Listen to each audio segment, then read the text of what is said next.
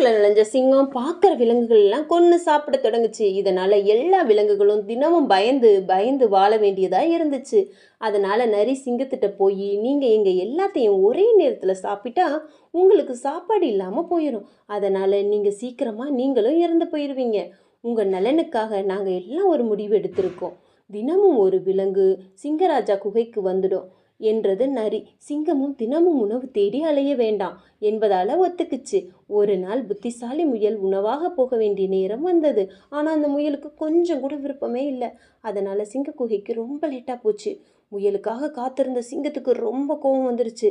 சிங்க குகைக்கு வந்த முயல்கிட்ட உருமலுடன் கேட்டது, எனக்கு லேட்டாக வந்தால் பிடிக்காதுன்னு உனக்கு தெரியாதா என்றது. அதற்கு முகல், மன்னிச்சிடுங்க சிங்கராஜாவே, நான் சீக்கிரமாக தான் வந்தேன். வழியில் உங்களை விட ஒரு பயங்கரமான சிங்கத்தை பார்த்தேன். அந்த சிங்கம் என்னை துரத்துச்சு.